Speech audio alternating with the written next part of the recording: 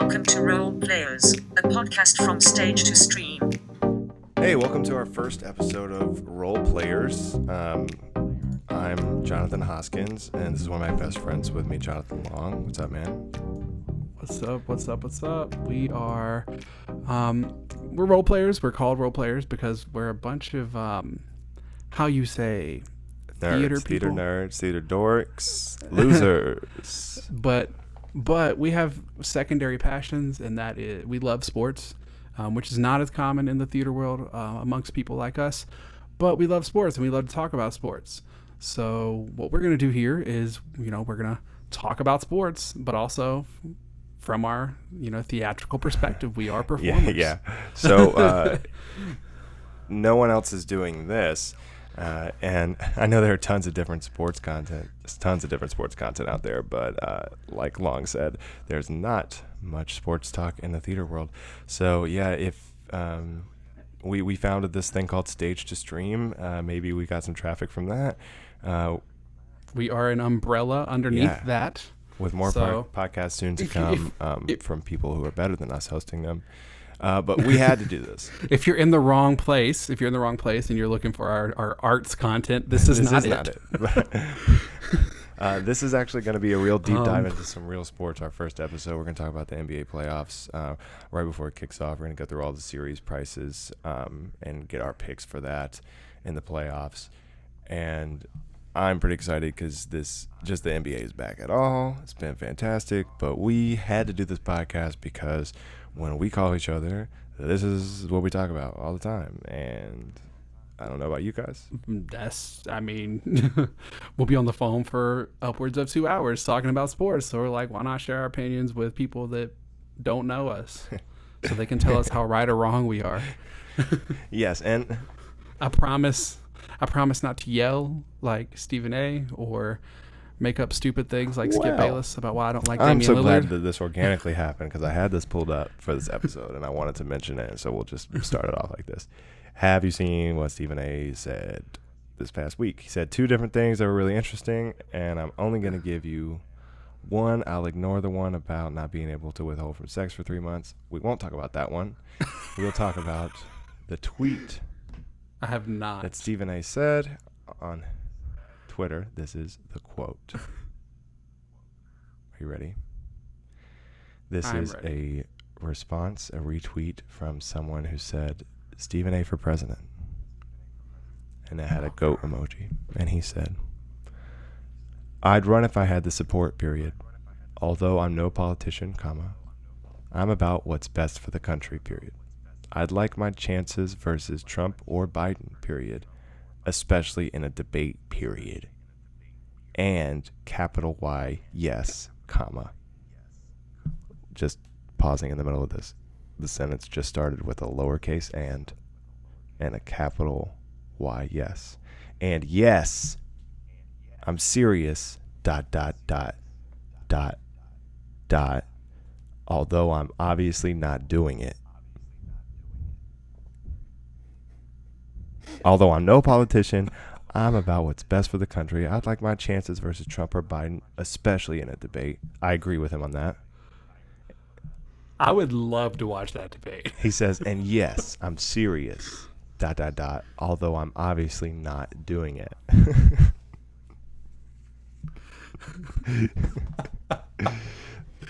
I would love a Trump, Biden, Stephen A. Smith debate. This is right up there for me when Stephen A. said, referring to the OJ trial, no offense against Johnny Cochran, but that if he would have had the evidence that Marsha Clark and Christopher Darden had, that he would have won that case. And he says, the best part about it is he says, I've often said that. Stephen A. thinks he is like the best argumentative person in the world. Stephen A. is, his irrational confidence turned into rational confidence, and he is the epitome of success in the American dream. So, Stephen A., kudos to you, but we are going to talk about what you talk about because you're important, and you should be president, and as much as we laugh, you would be a better president. Honestly, you would be a better president than both of the candidates, honestly. Yeah. So thanks, Stephen A, for always keeping us laughing. We're gonna try to keep you guys laughing in this podcast and do some different things that aren't always super sports, like analytics based, those kind of things. We're gonna talk a lot about how stories fit into sports and narratives in sports. I remember watching the 2015 finals, 16 finals, when the Cavs won. The Cavs won with Long, and I was so entranced with the story of that, not just the basketball that was being played at that time by the great Warriors team and LeBron at the height of his career, but LeBron, how that championship in Cleveland meant more than any one title that Jordan won, because it didn't mean more than all 6 combined. He's not even close. But it did mean more than any other one. That title felt bigger than another. It was for the land. Cleveland! LeBron came back. Yes. And brought justice to the land for leaving for Miami. And just him crying and like the sweat and tears pouring from his body at once on the floor in that game, with someone who's always so composed, just letting it go. That's probably one of my favorite like story moments in sports. It's definitely one of the best moments in NBA history, if not. Yeah, and I mean best like uplifting, because if we're talking about most interesting, then we would go much darker. Anyway, from the tragedy in the world to the best thing that's happening in the bubble, like the only positive thing really that has not disappointed us yet in NBA basketball. So we're going to get to our picks now. Thanks for joining in for the first episode. And enjoy this first episode, guys. First series on the table, the Los Angeles Lakers. I'm in Los Angeles, and I hear a lot of Lakers coverage, so I've been keeping up with them all year. Versus probably the best 8 seed in recent history, the Portland Trail Blazers. Definitely putting was it 06-07 Warriors, the We Believe squad? I think that was them. They were a pretty great 8 seed, but yeah, this is definitely the hottest team in basketball right now since the Suns were eliminated. Yeah, didn't quite make the bubble, the cut there. But first off, yes, Damian Lillard is on fire. CJ McCollum is ultra clutch. Carmelo is enjoying his rebirth. Nurkic is a man on steroids, whatever. Carmelo also said Damian Lillard is the best teammate he's ever played with. Let's not forget that Melo played with Allen Iverson. Known for being a great teammate. Him and J.R. Smith, definitely. Wasn't Kenyon Martin on that team? Kenyon Martin, yeah. Kenyon Martin was on the Nuggets, yeah. J.R. Smith, didn't J.R. play for him in Denver and New York? I believe so. He doesn't get that love? I don't know. But with all that happening, I just want to point out the Blazers still cannot stop anybody. They cannot get a stop, but they can score. They can score late. Even that Philly game with Simmons already out and Embiid leaving after like 6 minutes, they barely won that game because they couldn't stop Al Horford and Tobias Harris. I think it's in terms of mass, they can't stop. Like they're gonna give up points, but I believe Damian Lillard may be one of the most clutch players in the NBA. I totally agree that he is one of the most clutch players, because he not only puts up points in the clutch, but that steal. Oh, that was amazing. It was a defensive masterpiece. With the like Harlem Globetrotter dribble, just to keep it alive while he was like laying on the floor. Right. So like, yes, they do have trouble as a team making stops. However, I think that Damian Lillard is clutch enough on both sides of the ball to make a stop down the line. I don't know, man. I mean, he's going to give up points. He may make a clutch stop, but he's not going to be the one defending LeBron or Anthony Davis. So maybe he will absolutely get not. A clutch deal on Caruso. I mean, on both sides of this game, the matchup between the Lakers and the Trailblazers is very weird.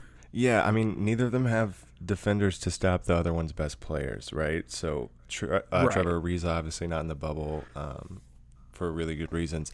And really the only wing defender that the Blazers have to put on LeBron is Melo. Maybe now Gary Trent Jr., if you want to play him up to 3. Neither guys I think you really want guarding LeBron. And then who's guarding Anthony Davis? Nurkic, I guess?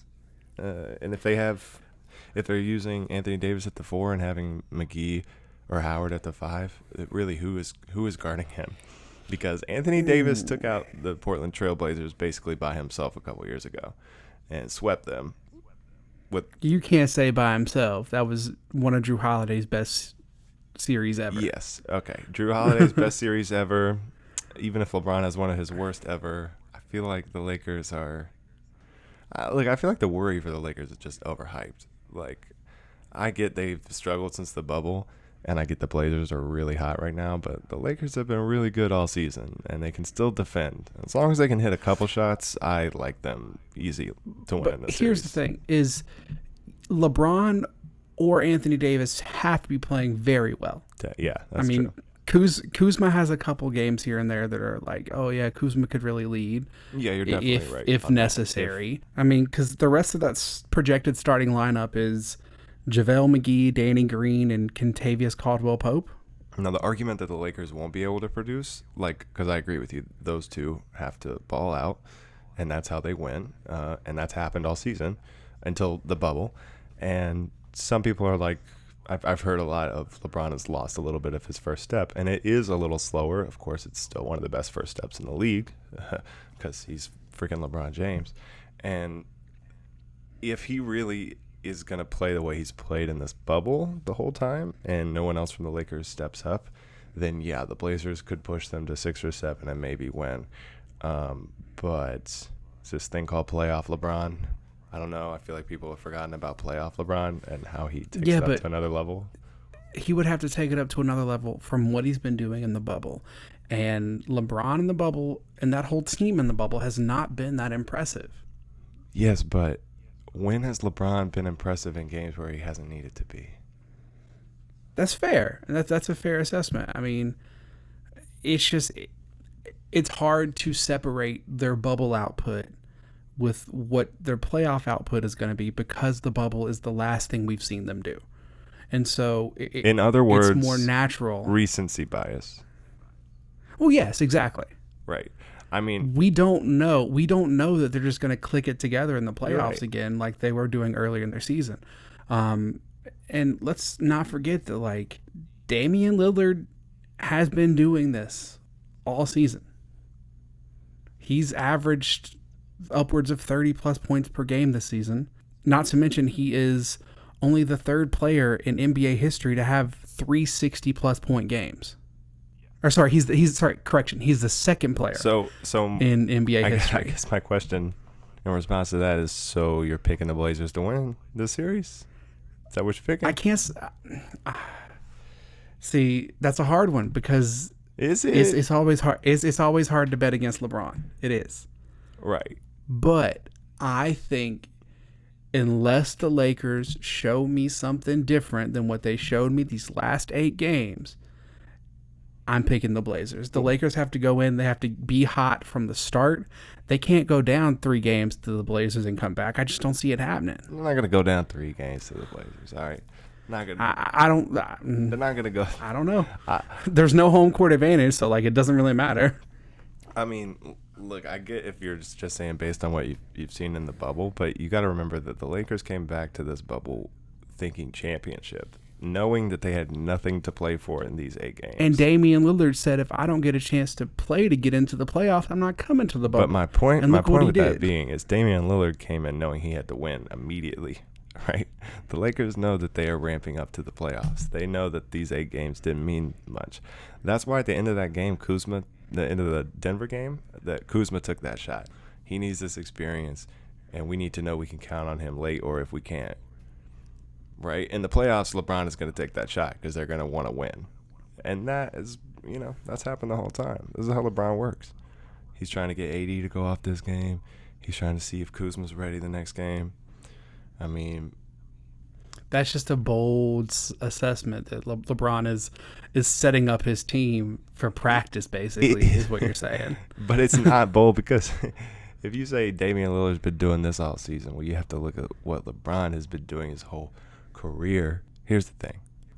I still see a possibility of the Blazers winning this. All that being said, of course, I definitely see where you're coming from because the Lakers are ramping up and they got to ramp up right now. Like you said, man, they can't really, they can't go down in the series 2-0. They can't get down in the series because the stress for them is going to be on, right? And the Blazers are not going to be playing with that kind of stress. They're going to be playing loose and maybe more tired. They're already warm. They are. Now, C.J. McCollum's back is huge in this. We saw him go off knowing that his back is still struggling or still giving him problems, and he still went off and carried them at the end of that game. But I think Ja Morant was guarding him at the end of that game, right? So that's – I mean, in fairness, it'll probably be Caldwell Pope, Danny Green, or Caruso guarding him at the end of this game. But playoff basketball is different, and CJ was not taking it to the hoop. And I think in a series, you're going to be able to figure that out. And if he can't be productive and it comes down to Dame and Nurkic and what Nurkic is going to have to do defensively in this series on Anthony Davis, yeah, I just don't see them really being able to pull it off. It's going to be a weird one because, again, I'm looking at Damian Lillard, and I'm looking at a man that is not afraid to put up a shot at any time with anyone in his face. He doesn't have that mentality of like, oh, I've got to get rid of this ball. But he's smart enough to know, okay, I can pass it to this teammate, and they'll put the shot up too. So my thing is like, Damian Lillard is coming into this game both loose and fearless. And I always have a problem betting against LeBron. And I will always say that LeBron James is arguably the best player in NBA history. But it's a team game. And if Anthony Davis is off, if LeBron has a slow game, which, again, from the bubble, that's what we've seen. You have a red-hot Blazers team coming into the playoffs where there is no home court advantage, really. Yeah. It's the perfect storm to upset that Lakers team. It is. And what'll be a little disappointing is if this happens. Because I think in our show, I think we're going to end up talking a little bit more about narratives and storylines. And because, we're from the dramatic world. That's what we care about. Now, if the Blazers win this game, there'll be two things that happen. One is incredible scrutinism for LeBron. Oh, always. Always. And the other thing is going to be the whole bubble playoffs from this point will basically be negated. Because we'll say this was weird, this wasn't the right thing, there should have been home court advantage. It doesn't matter now because the 8 seed won. And that'll be a little disappointing. But it'll really be disappointing if Damian Lillard's not in the playoffs anymore. I do not want this to be the matchup. I do not want this matchup. But I'm just looking at the teams in the playoffs, and specifically the teams in the West. And if I'm the Lakers, I would rather play the Mavericks. If I had to pick a West team, I'd rather play the Mavericks. Maybe the Jazz or the Nuggets. I don't know, man. I mean, the Mavericks have the same problem that the Blazers have with not being able to defend the wings. But I think, the Mavericks, as great as Lillard is, as great as he has been, you do have to, when you have a series to plan against somebody, it's easier to plan against him than against LeBron. Like we saw with Steph in the finals. You couldn't plan against Steph when he had other people there. You couldn't really game plan against that. But once his supporting cast started to go, they were trapping him, and the traps were working because he couldn't dish it out to those other stars. But that's, again, insinuating that the supporting cast for the Blazers isn't going to be there. And yes, I understand the McCollum injury and his back giving him issues and all that. Like, that is a legitimate concern. But Nurkic played really well in this last game. Nurkic deserves a lot of credit, man. He is balling out, and he, so many effort plays, and he's such a skilled big man. And then you have Melo, who showed that he was worth being picked on a team again. Look, okay, as hot as they are, remember, They are not. It took them beating the Nets. Like, they needed to beat the Nets. They put everything they had. That one shot. Okay. And in that Nets game, I watched in the third quarter, there was a play. It's happened a few times, but this time Nurkic actually visibly got upset because the ball, there was a swing around, and it came to Melo, and Melo should have had the extra pass to Nurkic, but he dribbled in for a mid-range jumper and missed, and then didn't get back on defense. And then I saw Nurkic immediately hang his head as soon as Carmelo shot, and I was like, that is something. No, and I think that team is filled with defensive liability. Right. Well, I think ultimately they'll be, at least the Lakers have bodies to slow down Portland stars. Like I said, we're going to miss Avery Bradley, but I do have Danny Green, Caruso, and KCP, all competent defenders to throw at Dame and CJ. They have big men to throw at Nurkic.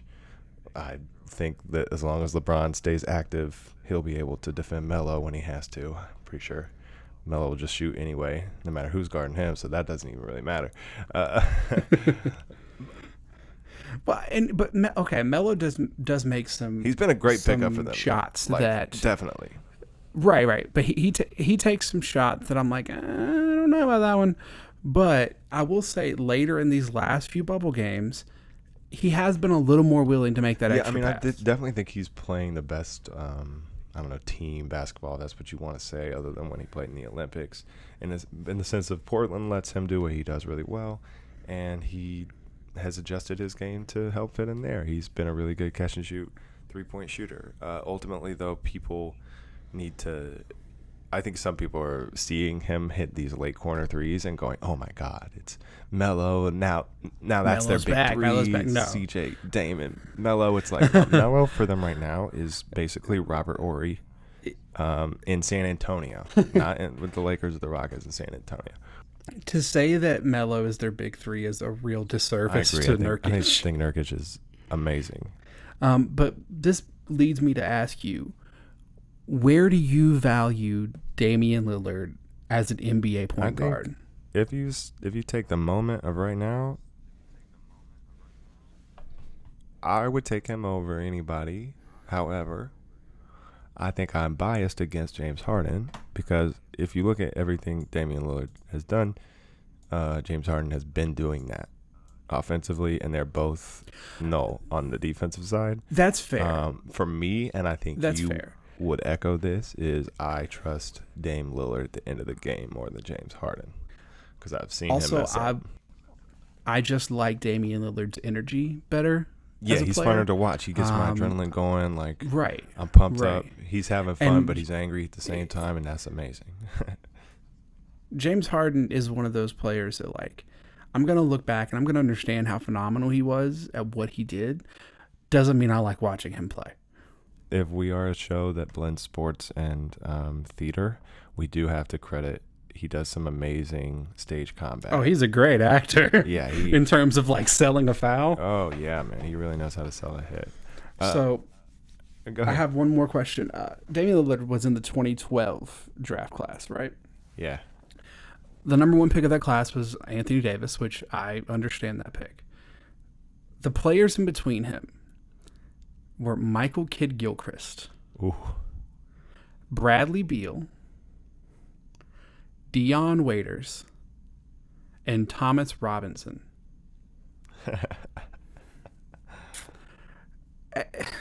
Look, I am a Hornets fan, and you know this. Well, not really. I mean, we're from that Charlotte area. Yeah, and I grew up with the Hornets, and then they left and became the New Orleans Hornets and then the Pelicans. And so this draft is especially painful because not only did Anthony Davis go to a team that should have been the Hornets. In Charlotte, yeah. But then what is now the Hornets drafted Michael Kidd-Gilchrist, who is nothing, who's done nothing. Maybe if Michael Kidd-Gilchrist was drafted by the Warriors and did the Draymond Green stuff, he would have had a decent career. But guess what? He didn't. He went to the Hornets, and he sucked, and he never scored. Why'd you get me mad? Why'd you have to do this? Before we move forward, Damian Lillard also dropped a mixtape from the Bubble on SoundCloud. So if you haven't listened to that, it's out. I think it's called Live from the Bubble. I think he dropped it today or yesterday. So yeah. But yeah, we can move on from that Wow. series. I can see the stories now on ESPN when he loses. Did Dame get distracted by his rap career? Too busy rapping to shut up and dribble. Looking at you, all the Fox News people. What? I feel like you're just gonna give Skip Bayless exactly the next thing to say. Look up their feud because they have a feud going right now. Okay, so before we finish with the Blazers and Lakers, I think we should place our bets. The Vegas odds, according to MyBookie, the Blazers are plus 390 to win the series, and the Lakers are minus 530. I think that the Lakers are going to win this in 6. I would not bet on these odds though. Minus 530 is. I think I would just pass on that bet. What about you, Long? Would you take the Blazers at plus 390? So would you lay $100 to win 390 on the Blazers? Is that a good bet? I think 100 is the most I would put. Yeah. Well, we're not actually talking about our money. We don't spend money. We don't. Yeah. No. But if I had to put money, I think that it's intriguing enough to where you could make a little bit off that if they do pull off the upset that people are thinking they could. I would avoid that Lakers odds, but I think 390 is not bad if you want to put a little bit on the Blazers. I wouldn't go crazy because it is still LeBron. Yeah, definitely. I think if you're a Lakers believer and you really want to bet on the Lakers, I would bet for them to win the West, because I do think if they get their gears going and do beat the Blazers easily, then what are it's going to those get a odds little for them easy. to win the West?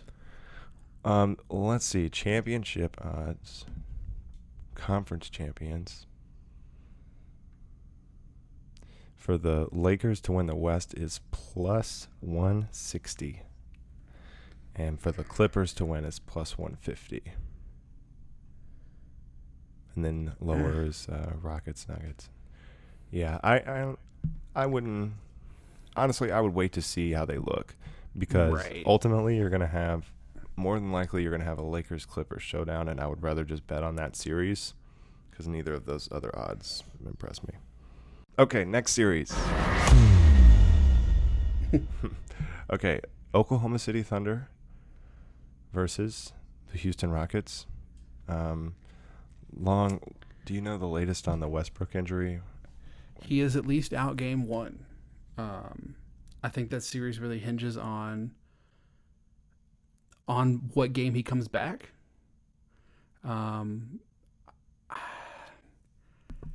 Whatever game that he comes back, I would almost guarantee a win for the Rockets, right? He's on just that game, at much least. energy. He's worth at least a game. I also think that without Westbrook, Harden is going to win a game by himself, where he just shoots so much. One of them, he's going to go off, right? It makes the most sense. I don't think the Thunder are exceptionally deep in any position. I think they're good. I think they're pretty deep at guard. Yeah, I guess that's the one. But like in terms of they do roll out that 3-guard lineup, and like if Chris Paul is like he did in the Houston series versus Golden State, if Chris Paul tweaks a hamstring and is even limited, they're not going to win. No, and I think that just in terms of sheer point creation, even with just James Harden, the Rockets have a better chance there. And I think Robert Covington can help, but I do think that they need Russell Westbrook back at least at some point in that series. I'm hoping that, and I'm not a huge Rockets fan because I'm not a fan of James Harden's play style, and if Russell Westbrook is out for an extended period of time, it will affect the overall way that's going to go. Yeah, I would still say safe bet. I think this series is very up in the air, especially with Westbrook's injury. But even, look, the Thunder have been counted out all year. And I've watched a good bit of their games, more than other people. Because back when I had a fantasy league, I had Shai Gilgeous-Alexander. It was a great pickup for me. Anyway, I don't want to talk about that team. The season got discontinued. But this Thunder team knows what they are. They know how to play together. And I know that sounds cliche, but coming into the bubble, that's a huge advantage. And I think that advantage also works for Houston because they have a very clear identity of how they run things. But what makes this a real series is that the Thunder win close games, and that versus James Harden playoff crunch time gives me concerns. And Chris Paul, I think he really wants to win this series. Don't you think he really wants to win this series? And do you blame him? No, not at all. I mean, for him to be able to win with the leftover pieces and say, oh, actually, I'm better than Westbrook because I can win with these people now and I can beat both of you guys with what everyone else thought was a worse team. I think really the key, other than clutch execution, which I trust the Thunder more on, is going to be, like you said, with Robert Covington playing a lot of 4 and 5 with PJ Tucker versus Steven Adams. And also, what James Harden do we get? Because James Harden has been, at times, notoriously bad in the playoffs, especially with his ability to hold on to the ball. I think that'll definitely play into it. Well, I think that Thunder series, when James Harden still played for the Thunder in the finals, he played really great in the playoffs and hit a lot of clutch shots up into that finals series, right? And I think the thing with Harden is once he gets tired and overworked, then he starts to screw up in the pressure moments. And that's why they need Westbrook there, because Westbrook will take the reins. He will be a boost of energy, and he will keep them in games so that Harden can execute better late. But Westbrook is he's a different man. He is. That man is from a whole nother planet, man. Remember when his face got dented in, and then he just kept playing? That's the thing with Russell Westbrook is, when he comes in, you are going to get a maniac out there. Like, that man flies around the court like he's nobody else. His speed is ridiculous. I mean, his agility is off the charts. Yeah. If he's 100%, it's going to be, is he going to be efficient down the stretch? That's true. So, yeah, I think Houston has more talent, but I trust the Thunder more late in games. Which is crazy to hear. I understand. Right? But I think this is kind of the same with the Lakers-Blazers series in a sense.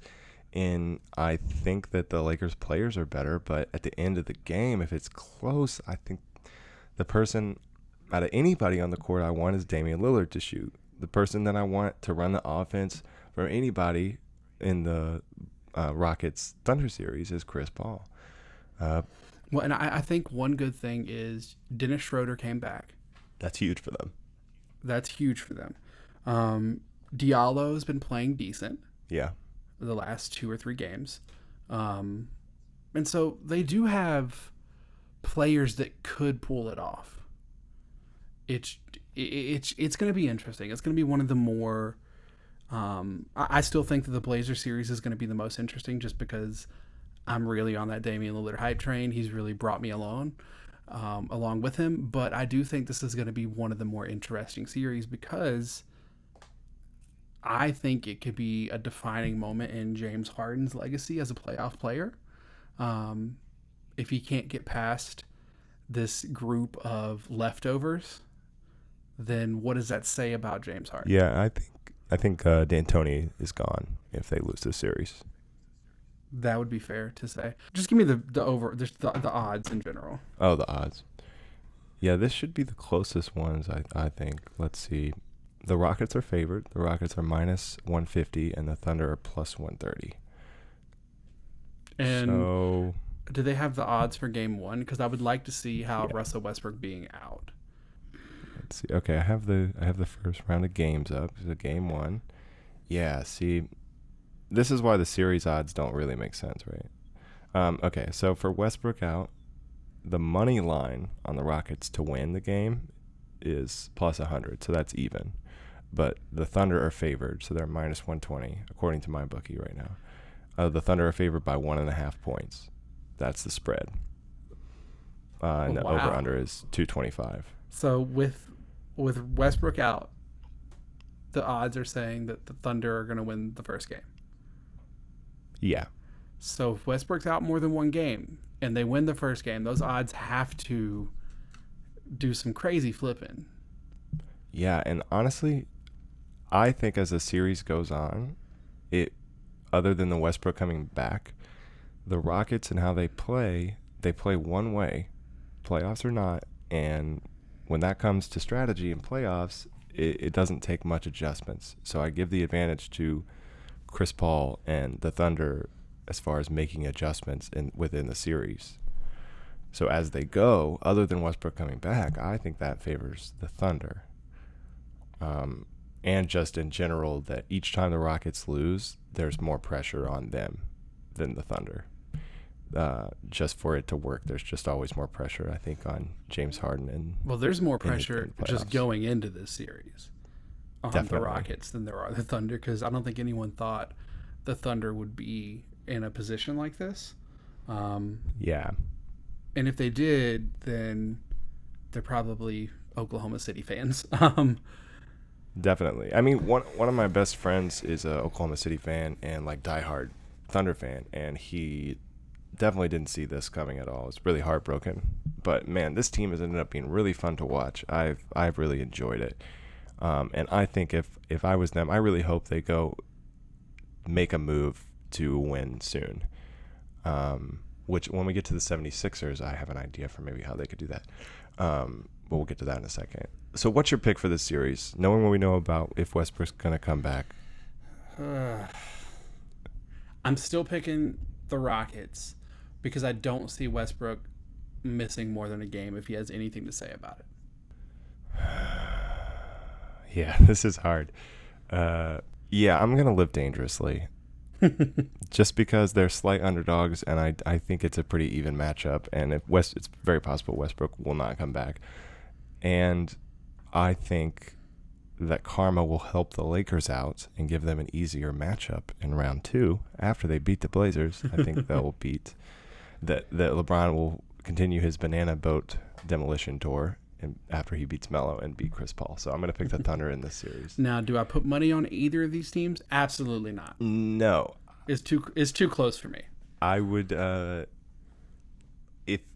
I would wait to see how things go in a lot of these series, because look, if we find out Westbrook isn't coming back and the Thunder are winning the series, or if we find out Westbrook isn't coming back until game 4 or game 3, and the Thunder take a nice little lead, then I bet Houston. Yes, because then the odds have shifted. Right, because ultimately we can say all this stuff about how the series is going to go, but if Houston hits their threes 4 games, then they're going to win. That's how it works with Houston. Okay, so those are the 2 most interesting series. So we'll go a little quicker pace here, but next series, Miami versus Indiana. I know you like Miami. I do. Those uniforms always fire. Not even just the uniforms, man. They got one of the most promising young players on the roster, and Tyler Hero. I really like him. I think that he has a lot of potential. A lot of players on his team say he doesn't play as young as he is. I think he could be an important piece to Miami. So I like Miami. Pacers have some problems. They have some issues moving into this. I think this would be a much better series, but Sabonis is still out indefinitely, and Oladipo's playing, but he's not really been himself, right?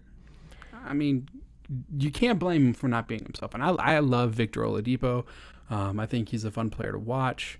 Right, but and also, look, he only had one good season, y'all. So to ask him to come back from a injury and then do the best thing he ever did, like, I kind of think it's hard to say after the injury, but I kind of think that season was more of an outlier for him. Which, I mean, he could come back, I think, and be what he was if he can get some good time off this summer. So maybe they should just pack up and go home now.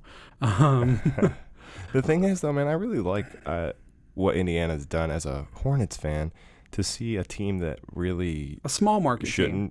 Yeah, man, a very small market team, and to see them always be competitive is kind of annoying as a Hornets fan.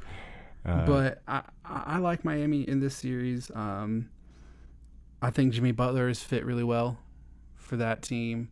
I think that him and Tyler Hero play well together.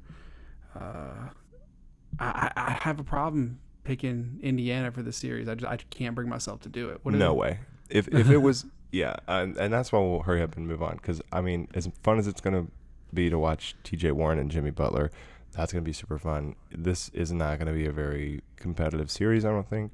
I mean, I think games will be competitive, but I don't think the last game of the bubble, the Heat played the Pacers. Right, and they knew that they were about to go to the playoffs and play each other. They got mollywopped. But, again, I Jimmy just Butler didn't play. Right, and he's done that a lot this season, and it hasn't seemed to affect their chemistry because they just have a good group and a good culture in Miami. And I really just want to see them play the Bucks. So let's pull up the odds here for the series. The Heat are favored -320, and Pacers are +260. Look, it's not much for your money, but like I'm pretty confident that the Heat are going to win this series.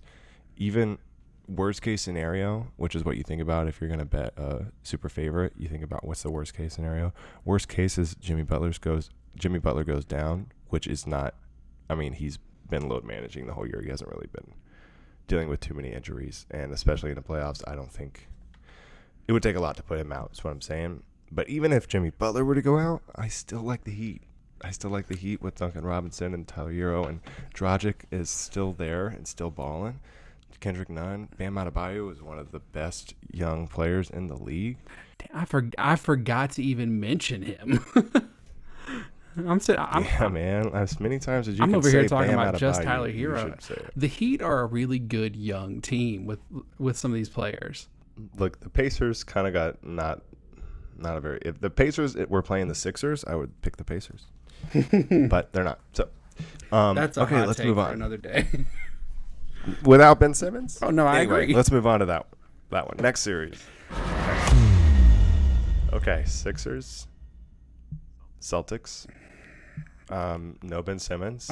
Sixers have been really shitty all season, and in the bubble especially. So, can you make any case that the Sixers win this? Any case? What has to happen? In a perfect world, Joel Embiid shows us why he's the best player. I don't see it happening, but in a perfect world for the Sixers, Joel Embiid comes in and is the best player on the court and carries that team. Yep. And I don't see that happening because he hasn't been able to do that. I love Joel Embiid. I want to see him ball out, but I just don't think that he's going to take over. We've never seen him totally take over, and even if he does, he's got to take over. He's got to take over for 4 games. Right, and ultimately the Sixers are going to have to really be able to shoot the whole time. And I know with Ben Simmons out, their shooting improves, but it doesn't really fix it. They don't really have dead eyes. And so eventually, I think the Celtics will be able to double Embiid and not suffer too much. Yeah, the Celtics just have too much wing talent. Without Ben Simmons, you're looking at the best players on that team being Al Horford and Tobias Harris after Joel Embiid. Right. Now, it would be pretty great to see Al Horford have this amazing series and the Sixers play bully ball, because really they should. Like, if this was on 2K, on Hall of Fame, I could beat the Celtics with this roster 4 times, because they have the tools. They just don't play that style of basketball. Right. And it is an outdated style. And like we see with the Bucks, the new age big man, Giannis shoots everything inside, but everyone around him is a crazy efficient 3-point shooter, right? I mean, and even if Kemba is a null for the Celtics, they can still win the series. And who guards Jason Tatum now that Ben Simmons is out? Is it Josh Richardson? Because not only do you have to worry about that, you have to worry about now who guards Jaylen Brown and who guards Gordon Hayward and who guards Kemba. With Ben Simmons, they match up pretty well. And they also have Enes Kanter. Enes Kanter. If Enes Kanter is on the floor, and Joel Embiid does not score, there is something incredibly wrong with Joel Embiid. I think something we're not mentioning that needs to be mentioned is I think Boston have the better coach. I do. I think Most I do. definitely. I think that they are the better coach team. They've been successful for a while now, with different rosters moving in and out. I mean, you went from Kyrie to Kemba, and you're still very successful. And Isaiah Thomas before that. Yeah, I mean, they do what it takes to win based on the roster they have, and that roster has stayed talented. Yeah, and they can adjust. And, I mean, as simple as it is, they're going to have good sets. They're going to run good plays late in games. And ultimately, I trust at least two of their players with the ball in their hands late to create a shot more than I trust the Sixers, and that's Kemba and Tatum. Because Embiid is not a shot creator. So if he can't post up, it's going to be Tobias Harris or Josh Richardson or Shake Milton off the dribble. And what is that? I saw one of the Celtics games where one of the commentators was talking about how they think Brad Stevens will be at least the number 2 winningest Celtics coach of all times. And I am inclined to agree. I don't think he's going anywhere. I think his job is relatively secure. Oh, yeah. He's the new Belichick for them. Because where else is he going to go? I mean, college sports may never exist again. So, and I don't think you get a more prestigious job than the Celtics. And this comes as a Duke basketball fan. And I don't necessarily want... I mean, Brad Stevens would be a great coach. I don't want him after Coach K. That's cool. You're fine. And, I mean, Brett Brown, he's built a team.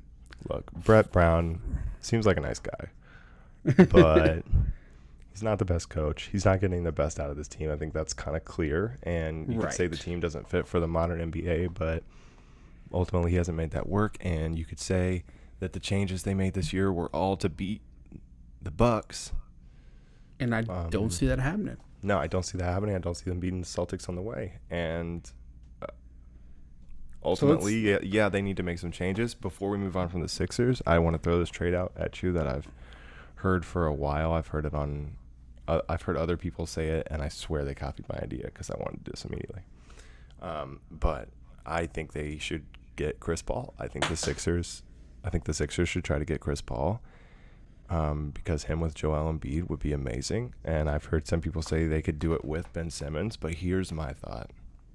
I say you do trade Ben Simmons and you try to get Chris Paul and Shai Gilgeous-Alexander.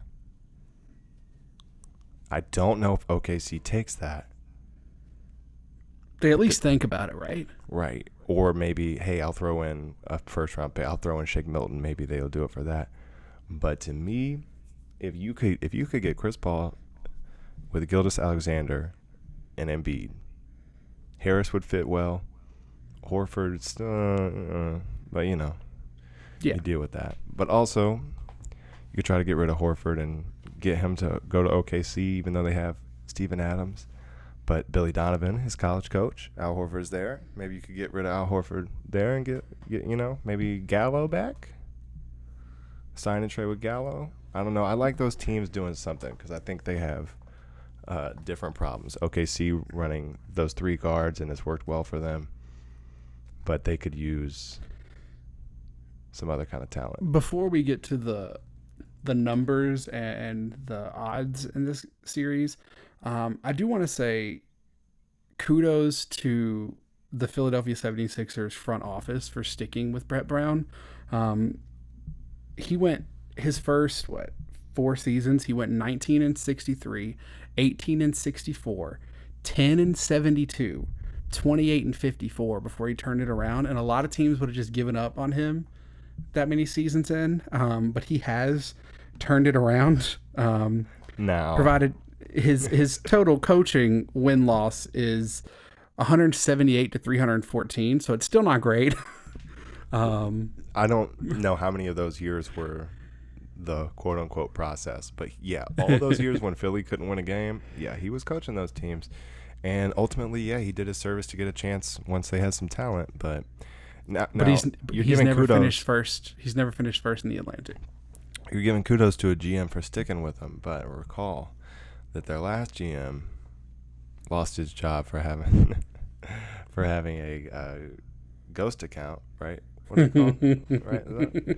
Yeah. And he had a burner account. Yeah, burner account. And their current GM is Elton Brand, who Brett Brown was definitely involved in hiring him. So I think it's kind of hard to fire him, but not impossible, as it will happen after this series ends.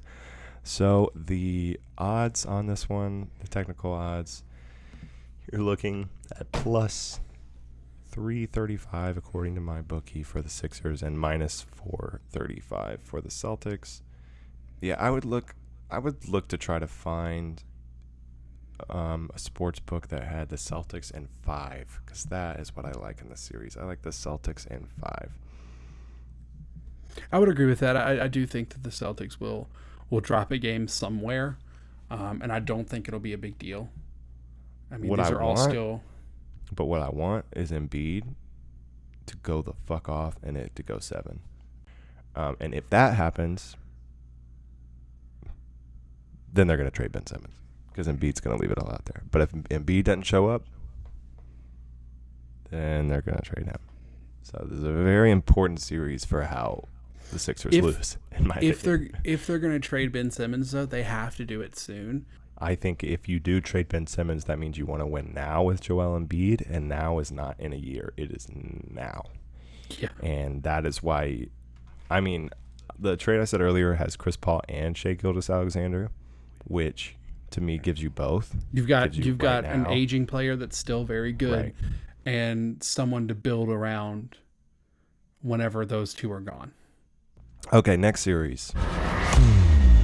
Now, we're going to start moving faster because these series get much more boring. But I think the last really interesting one, in my opinion, is the Clippers-Mavericks.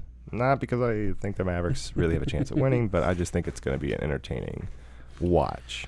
I mean, yes. I think Jazz Nuggets is more up in the air. I think this is an interesting watch. Both of these teams have a ton of talent. However, I don't think the Mavericks can stop the Clippers at all. I just don't see it. Now, I'll say, watching the Mavericks a lot in the bubble, no matter what, as good as the Clippers are defensively, the Mavericks will score. They will score a lot. They are the number 1 offensive team in the NBA. Wow. Long trivia. Do you know who number 2 is? Number 2 offensive team. The Mavericks have been number 1. I don't.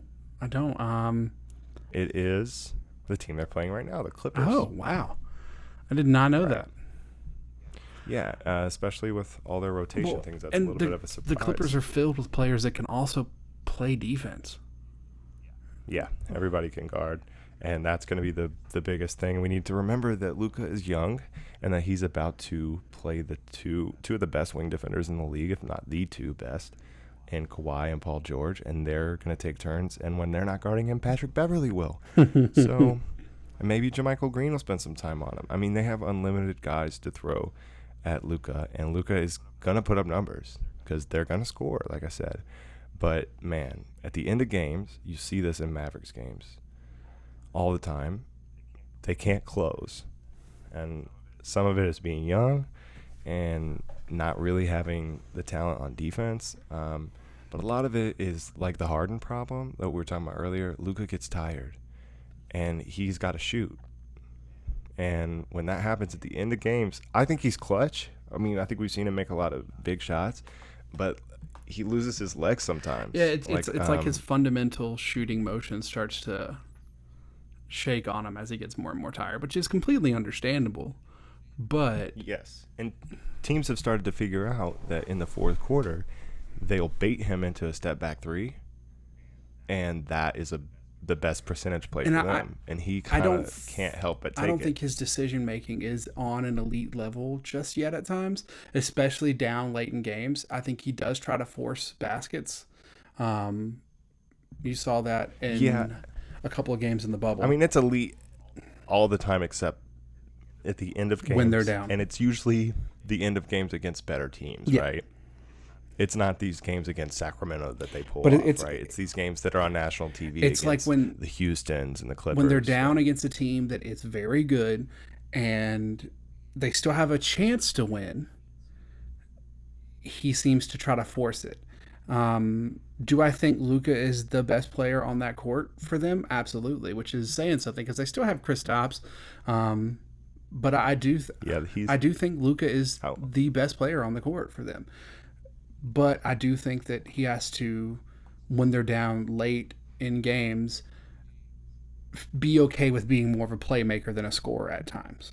Yeah, and I think he is in general. But like you said at the end of games, it's tough for him. And they really need Seth Curry to be back in 100% because he gets a lot of shots. And even if he's not taking those shots at the end of games, he relieves some of that pressure on creating offense the whole game for Luka. But what the Mavericks need is to get out from underneath that Hardaway contract and get someone ultimately else. That contract more than worth it with the Porzingis trade. And those contracts combined are not bad contracts. And it seemed like for what they wanted to be this year, Hardaway would be a good fit. And I think he's played fine. But if they had someone that was worth that contract, he's played fine. I just don't a real piece, someone closer to like a Jaylen Brown or like a wing defender that could really score for them and be a consistent threat. That's the next step for them. I totally agree with that. Or someone who can really play stretch four with Porzingis and really play defensively. Now I don't know how they answer that problem because I don't think they're going to get rid of Hardaway because of his contract. I don't see a team saying, yes, that's the contract I want to take up, unless there's something else they're getting rid of. How many years does he have left? Because if that's about to expire, someone could definitely take that. And that's a good question. I forget how many years he has left in that contract. We'll have to really look at the Maverick stuff because I think there's a couple moves they can make that'll make them a lot better sooner.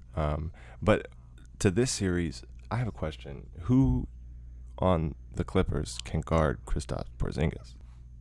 I think it's going to be tough. I think it's going to be a Morris brother or JaMychal Green. Montrezl Harrell is just now getting back to the bubble. And even if he's at 100%, I think that's a tough matchup for him. And so Zubac is going to be their main guy. So I think in order for the Mavericks to make this competitive, I think Kristaps Porzingis, which, by the way, I don't know if you've heard this nickname for him, and I hate it. Zinger. In order for the Zinger to go off, in order for them to make it competitive, he has to go off, and I think he could. But ultimately, the Mavericks aren't going to have enough stops. And even if Luka is the best player in this series, and he's better than Kawhi, and he's better than Paul George. Which is a big ask. It's a huge ask. It's possible. And you know what else is more possible? That happens, and they still lose. Because the Clippers are loaded, and Kawhi and Paul George are assassins. Especially Kawhi. Good news, though, the Mavs only have one more year with that Hardaway contract. Oh, that's great. So that means his contract actually has a lot of value because any team that's trying to clear cap for Giannis in the following offseason is going to want to take big expiring contracts. Which I do remember is one of the reasons that they agreed to that contract in trading with him is because Cuban wanted to make a run for Giannis. Yeah, and I mean, if that happens, I can't even think about it. Next series. Okay, next series. We're jumping around a little bit here, but I'm really just going in how they interest me. And Jazz Nuggets here. I really like the Nuggets. I like watching Jokic play. I know they've been dealing with some injuries with Will Barton and Gary Harris. Jamal Murray came back during the bubble. And that has allowed Michael Porter Jr. to step up and show that he is going to be a star, maybe. Right? Maybe. Have you seen him play much? I have. He's played really well.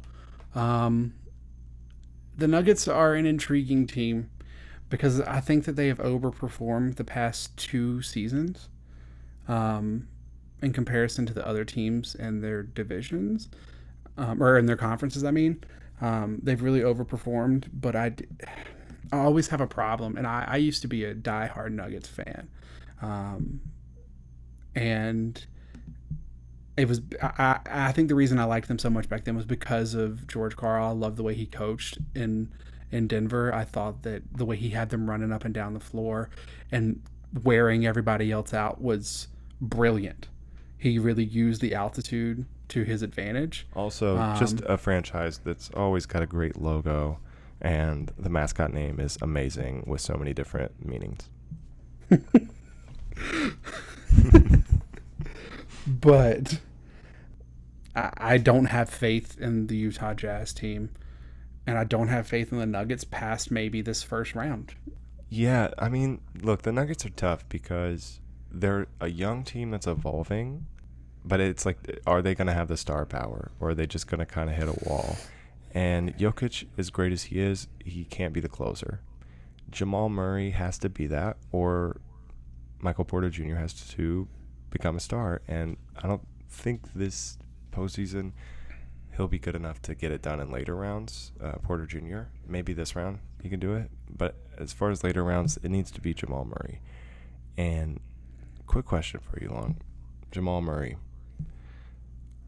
It feels like he's been in the league for a while, right?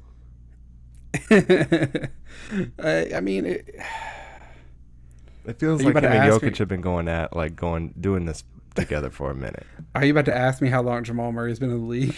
I'm about to ask you, what year do you think he was born? 94? 97. Golly, he's so young. 23. He was picked 7 in 2016.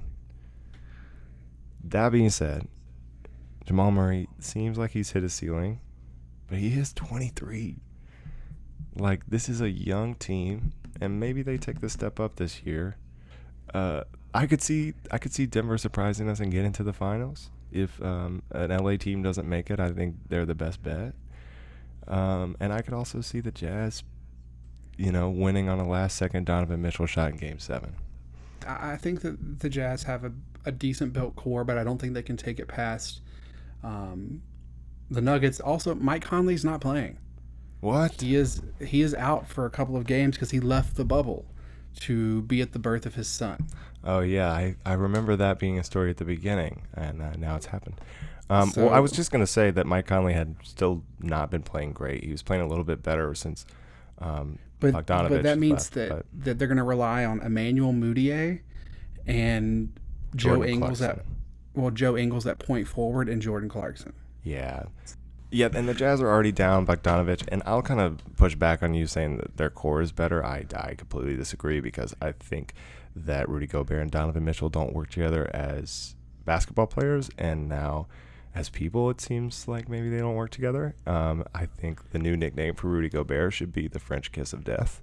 That's messed up. Hey, man.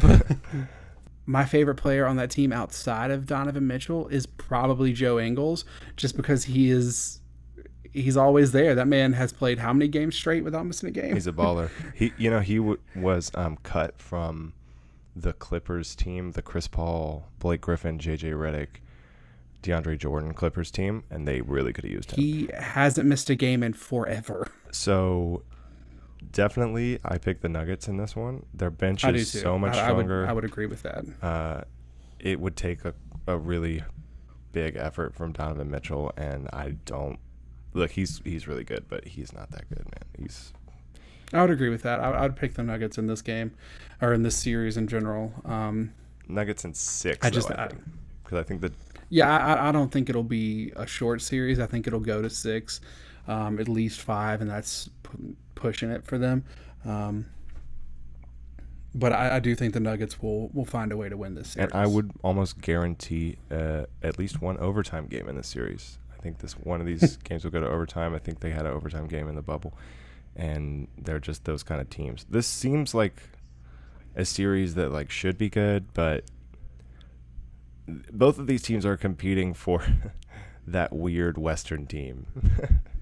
like the offbeat, like hipster pick. They're both competing for that. So I think the Nuggets. Denver and Utah, man. You know Jazz is big in Utah. Oh yeah. Yeah, Nuggets are minus 315 and the Jazz are plus 255. Would stay away from the money line, would take Nuggets in 6 because ultimately the Nuggets just have more players. They have more good players. Yeah, I would agree with that. Yeah. All right, cool. Next series. Okay, so we are getting into the well, the most irrelevant Are we in series. we're in the 2 East games? Yeah. So we have the Milwaukee Bucks with the soon-to-be MVP Giannis Antetokounmpo. 2 times. Yes, soon-to-be 2-time MVP. Second James Harden.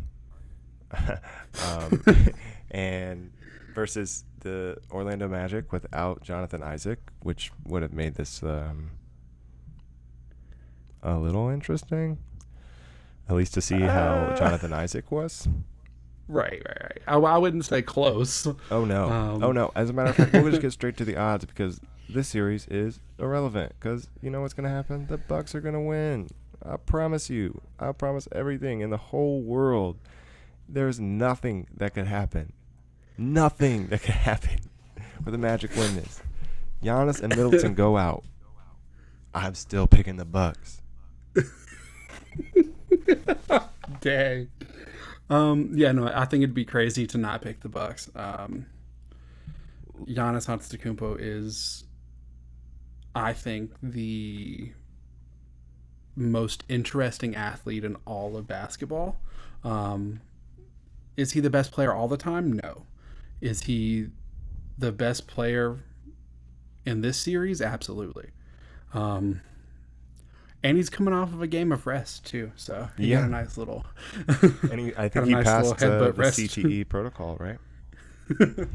But no, I think it'd be crazy to pick the Magic in this series. I think it's going to be crazy if the Magic win a game in the series. It's going to be that the Bucks have decided to all leave the bubble and go to the Lopez brothers' house in the Disney World campus and hang out there instead. I mean, this is gentleman's sweep at best for Orlando. I could see the Bucks dropping one game because they have been underperforming, but that's it. If they drop a game, somebody didn't play the whole time. Yeah, it's at best the Bucks drop a game. By the way, did you realize that Brook Lopez was in some people's consideration for like top 5 defensive player of the year? No. All right, next series. And this is the last one. And I think we've gone through all of them, and then we'll pick our NBA Finals, I guess. But this is also a very boring series, although the Nets have been competitive, stayed to be competitive through the bubble.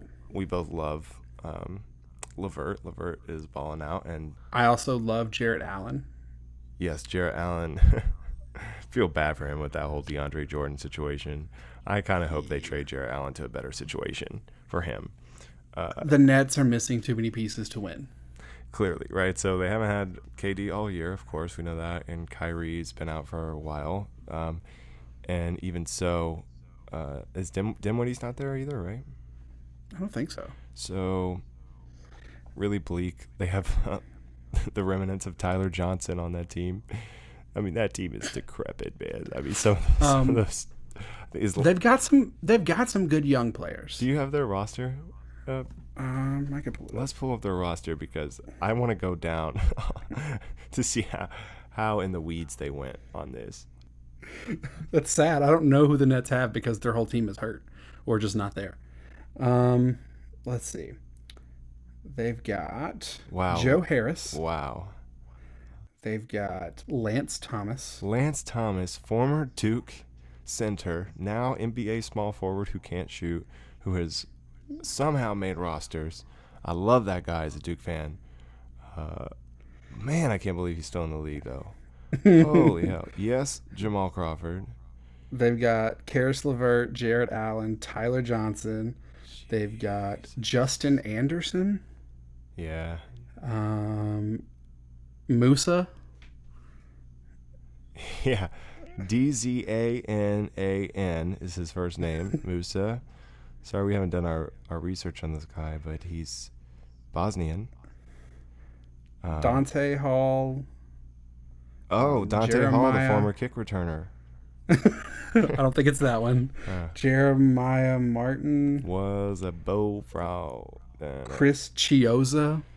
Yeah, so needless to say, I'm not going to put the Nets in this one. Absolutely not. The only interesting thing, if you're a Nets fan out there, is watching to see who's going to be left next season, yeah, and who you're going to trade. I think they should have, for the virtual fans, I think we should see real-time reactions from KD and Kyrie. Just those two. Now, do you want to know one of the more interesting people that say the Nets have as their eye on for their coach? Can I guess? Go ahead. Jason Kidd. No, like that's one of them, but no. Who? Greg Popovich. Oh my God! Yeah, right. But the other reports are saying Jason Kidd, Ty Lue, and Jeff Van Gundy. I can just imagine Kyrie or KD or both being like, "Hey, you know who you need to get if you want to win? Popovich. Show us you're serious and get the best coach in the game. Show us." They're like, "He's not going to come here. Prove it to us that you care." Okay, we'll make him an offer. All right, I guess. That would be great. You know, the world's still flat over there in Kyrie land. So, do the Nets win a game in this series? I would look if they were playing the Bucks, I would say yeah, and I think the Bucks are better than the Raptors. But I think they're going to sweep because I think the Raptors do not play down to competition. They always play up. Nick Nurse is so good defensively, and the Nets just don't have the talent to keep up. And yeah, I mean I think it's going to be a sweep. If LeVert goes off again and gets 40, maybe, but the Raptors have people that can defend him. That's why, going back to the first series we talked about, why I don't think someone can guard LeBron, because no one could guard Caris LeVert on the Blazers. Well, and part of Caris LeVert's problem is he is a very tall point guard, which leaves him open to have the ball stolen a lot. Yeah, I mean, he's a small forward that plays point, right? And when you have a smaller dude on him, that's good. But he was also just shooting over everybody in that Blazers game. So it'll be interesting if they can, you know, win a game and show us a little bit of what those young players have to offer, and like you said, see who's going to be there next year. Yeah, but nothing really to watch in this game because no star power. I mean, in the series, in any of the games, no star power. Siakam. Yeah, I mean, I guess Siakam. If you really want to see a highlight reel Lowry charge, I mean. You got Fred VanVleet. Yeah, man, that dude's about to get paid. Okay, so we've done all the series. Now I just want to look at the odds, and let's pick who's coming out of each conference and our final predictions. So I think I know where you're going for the East. I mean, yeah. Right, and I think they've separated themselves, right?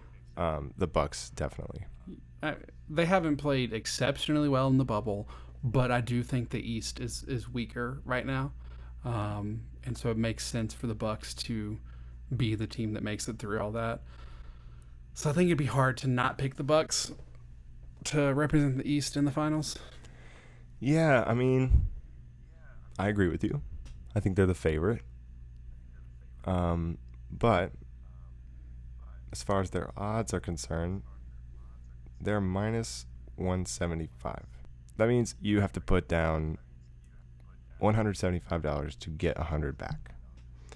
The next highest are the Raptors at plus 350. So you put down 100 and you get 350.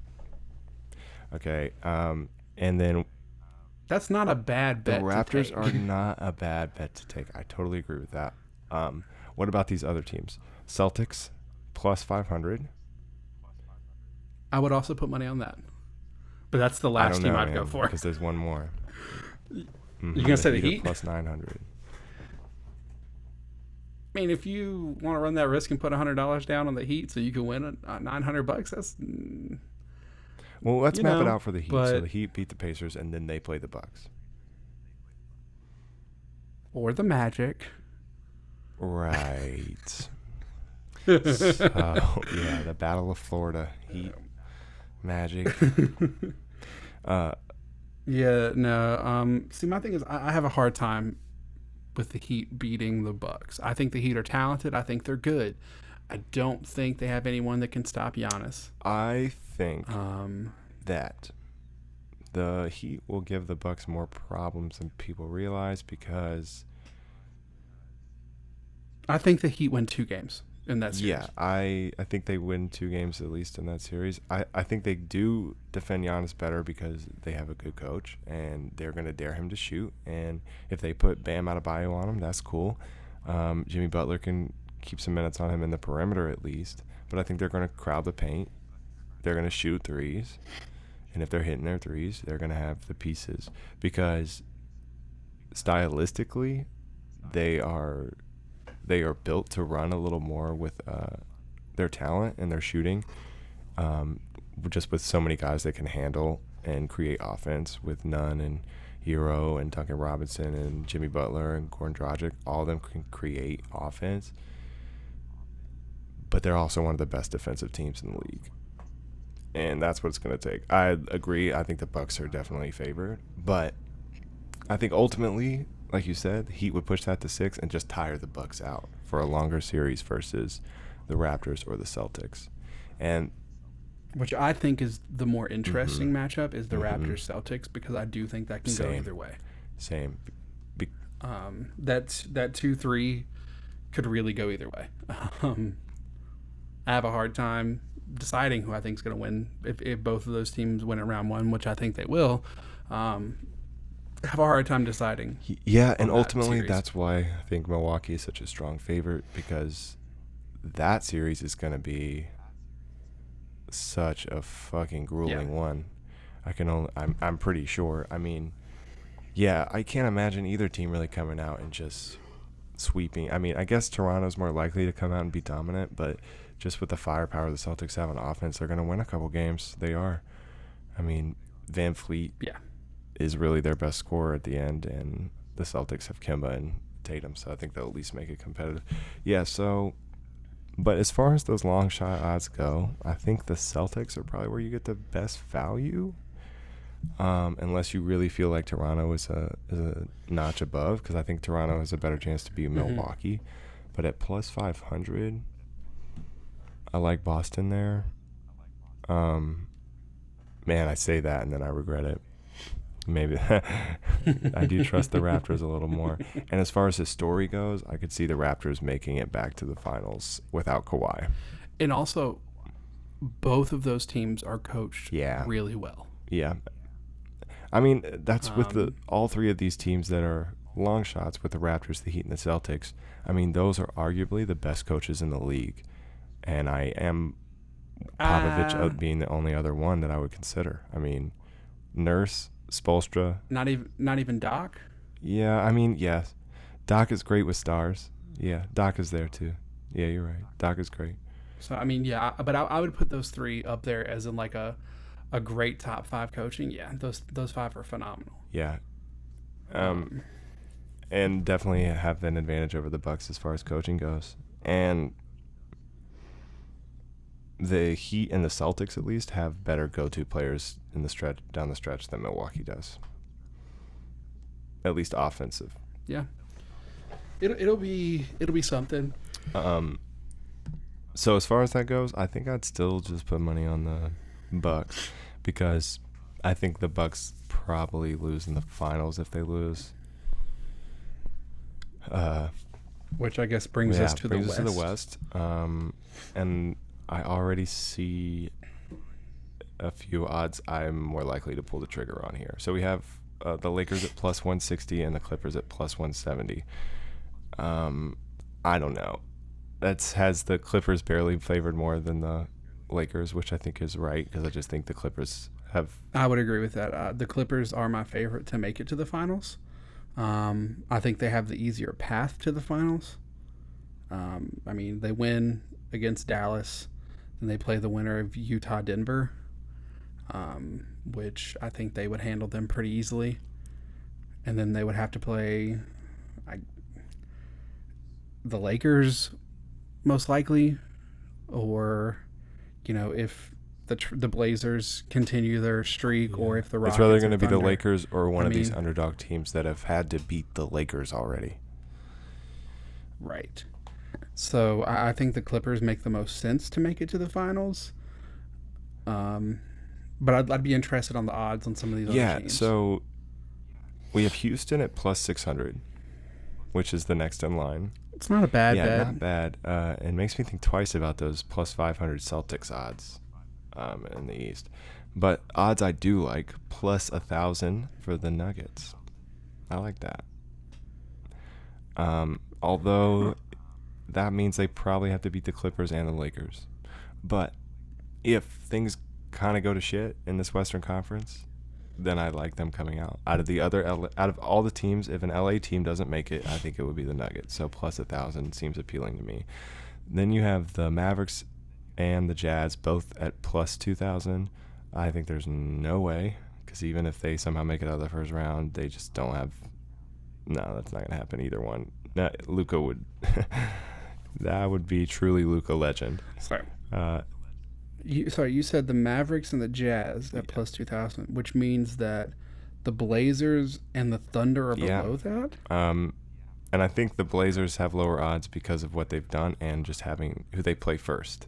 I think and I understand that, but I'm interested in those Thunders. Well, the Thunder are the worst in the West at plus 3,000.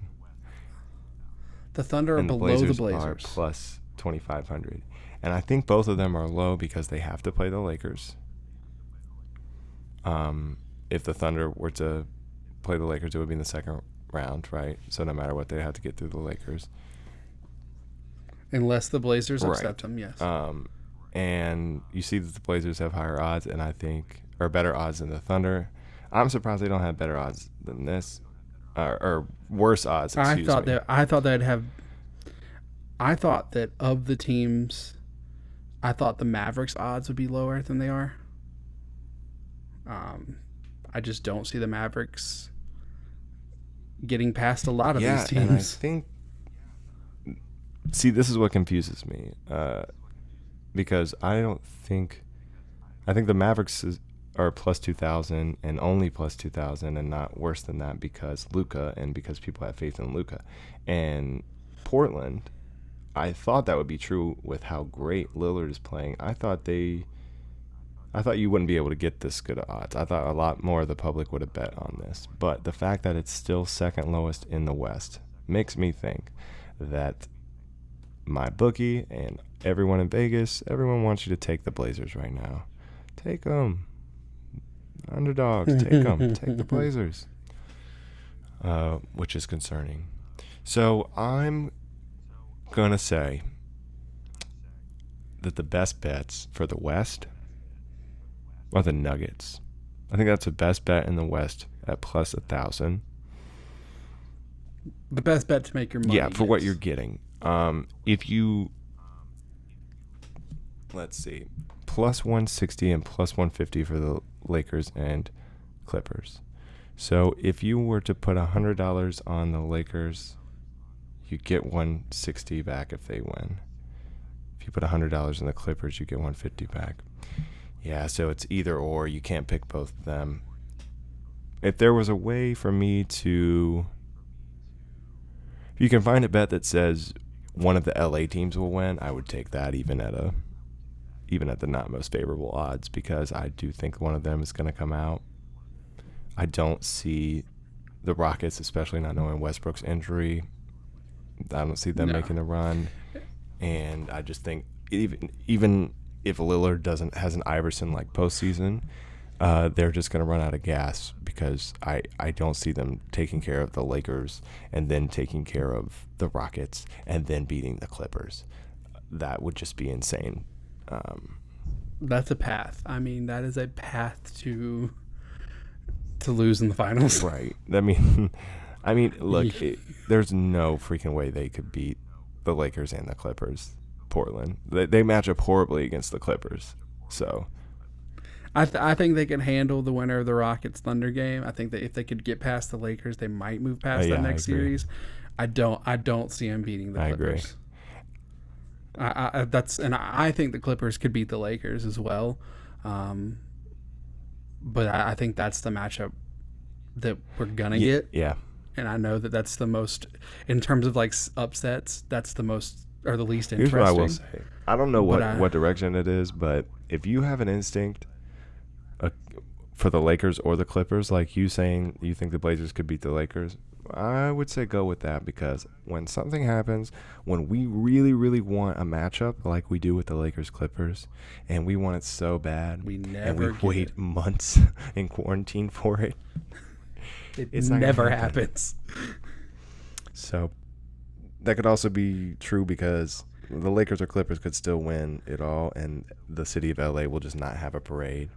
Which, if the Clippers win it all, I can tell you we weren't going to have a parade. It was just going to be Steve Ballmer yelling, going down the street in a convertible. Woo! Woo! We won! We won! We won! Microsoft! That's hilarious. If you're asking me to pick my finals, I think it's going to be Clippers Bucks. I think that is mathematically the pick. Look, if the Lakers beat the Blazers, Lakers in the finals. I just think that's going to happen. But a lot of it is just wanting the legacy of LeBron to grow. I'm not a Lakers fan at all. It's so weird. I find myself pulling for them now, living in LA, watching LeBron. I hated them growing up. But yeah, I think I'm going to say, if I was filling out a bracket for this, something we missed out on this year, I would put in the Lakers beating the Raptors in the finals. That's right. I do think that it's going to be a 1 and a 2 seed. I think Lakers Raptors is another good shout. I don't think it'll be a 1 and a 1, and I don't think it'll be a 2 and a 2. I think it'll be either the 1 seed from the East or the 1 seed from the West versus the 2 seed from the East, or vice versa. So that's why I'm saying Clippers Bucks, but the Raptors Lakers is another good shout. Yeah, man. And I think it would be super interesting if we were each half right and it wasn't Lakers Bucks, but it was Clippers Raptors, and we see Kawhi versus the Raptors. And if the Raptors win, everything Kawhi's done is now negated, and he's never done anything. Right? That would be how it would work. I don't think that's how it works, but I get what you're saying. His championship ring would be taken away from him. I think that we've kind of gone through our extensive breakdown of the NBA playoffs prior to, game 1 of the non-play-in series. Yeah, which was a great game. We will have to check it back in after the first round or towards the end of it, as we can kind of see how those series are going, to see if there are any other surprises. See how right or wrong we were. How right or wrong we were. Maybe if this Blazers-Lakers series starts off hot on Tuesday, maybe we'll have to get a podcast done after those first couple games.